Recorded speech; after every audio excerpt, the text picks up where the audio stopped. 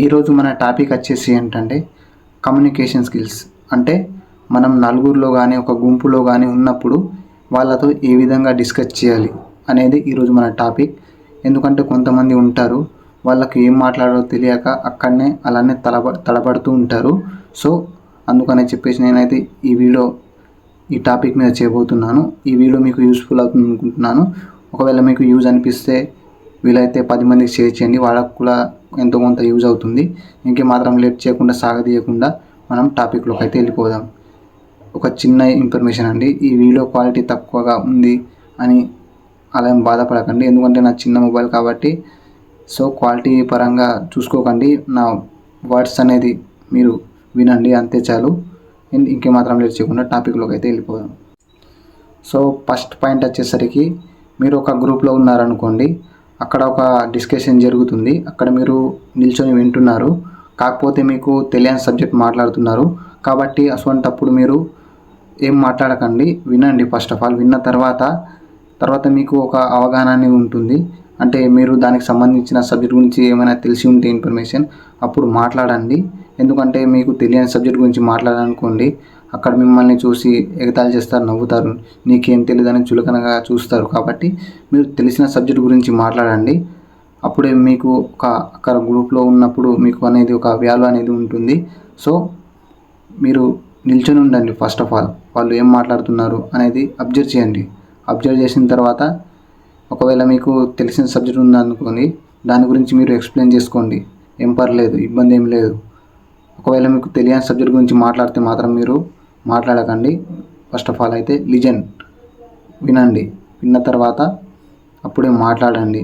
Second point వచ్చేసరికి, ఇద్దరు వ్యక్తులు ఉన్నప్పుడు మీరు ఎలా మాట్లాడాలి. సింపుల్ అండి, ఏం లేదు.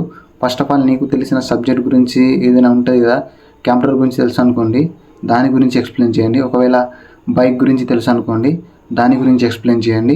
సో ఇలా మీకు తెలిసిన విషయాలన్నీ వాళ్ళతో షేర్ చేయండి. అప్పుడే మీకు కమ్యూనికేషన్ స్కిల్స్ మీద ఒక గ్రిప్ అనేది ఉంటుంది. అండ్ మీకు తెలియని సబ్జెక్ట్ గురించి వాళ్ళు మాట్లాడితే ఫస్ట్ ఆఫ్ ఆల్ వినండి. విన్న తర్వాత మీ కమ్యూనికేషన్ స్కిల్స్ని డెవలప్ చేసుకోండి. థర్డ్ పాయింట్ వచ్చేసరికి, ఇష్టమైన వాళ్ళతో మనం ఎలా మాట్లాడాలి. ఇది సింపుల్ అండి, ఏం లేదు. డైలీ రొటీన్ అండ్ మీరు అంటే డైలీ మాట్లాడతారు కదా, తిన్నావా, పడుకున్నావా, అలాగే ఎలా ఉన్నావు, బాగున్నావా, ఇవే ఉంటాయి కన్వర్సేషన్స్. అండ్ కొన్నిసార్లు మీరు మోటివేషన్స్ గురించి కూడా మాట్లాడుకోవచ్చు. ఇక్కడ కమ్యూనికేషన్ అనేది స్కిల్స్ని డెవలప్ చేసుకోవచ్చు. సో ఇలా మీరు డైలీ ఒక 3-4 మెంబర్స్తో మీరు కనీసం అట్లీస్ట్ మీకు ఇష్టమైన వాళ్ళతో మాట్లాడండి. కమ్యూనికేషన్ స్కిల్స్ని పెంచుకోండి. నెక్స్ట్ ఫోర్త్ పాయింట్ వచ్చేసరికి, మనతో అవసరం లేని వాళ్ళతో మనం ఎలా మాట్లాడాలి. ఇది చాలా మెయిన్ ఇంపార్టెంట్. వినండి, ఇది గుర్తుపెట్టుకోండి. ఎప్పుడైనా కానీ మనతో అవసరం లేని వాళ్ళ గురించి ఎంత తక్కువ మాట్లాడితే అంత మంచిది. ఎందుకంటే వాళ్ళు మనతో ఎప్పటికీ ఉండలేరు. కాబట్టి అందుకనే చెప్పేసి వాళ్ళతో ఎంత తక్కువ మాట్లాడితే అంత మంచిది. వాళ్ళు మన గురించి ఏమైనా మాట్లాడితే జస్ట్ అబ్జర్వేషన్ చేస్తూ ఉండండి, అంతే. మీరేం మాట్లాడకండి, జస్ట్ లైట్గా పైన మాట్లాడండి. ఎందుకంటే వాళ్ళు మనతో ఉండలేరు కాబట్టి అందుకనే చెప్పేసి ఎక్కువ మాట్లాడకండి.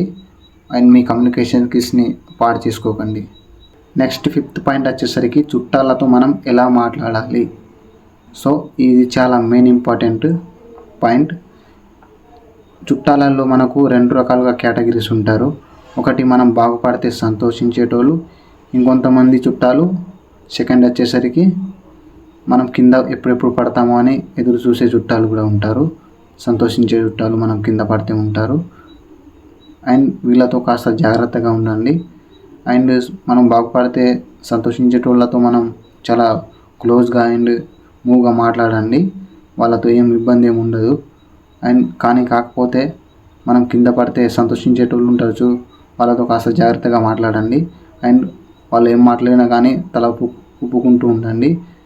అండ్ వీలైనంత వరకు తక్కువగా వాళ్ళతో మాట్లాడడానికి ట్రై చేయండి. ఎందుకంటే మీ గురించి అసలు వాళ్ళు పట్టించుకోనే కోరు. కాబట్టి వాళ్ళతో చాలా ఎంత తక్కువ మాట్లాడితే అంత మంచిది. అండ్ ఈ వీడియో మీకు ఎలా అనిపించిందో కింద కామెంట్ చేయండి.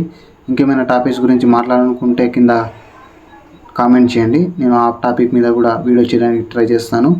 మళ్ళీ నెక్స్ట్ వీడియోలో కలుద్దాం. అప్పటి వరకు బాయ్ బాయ్.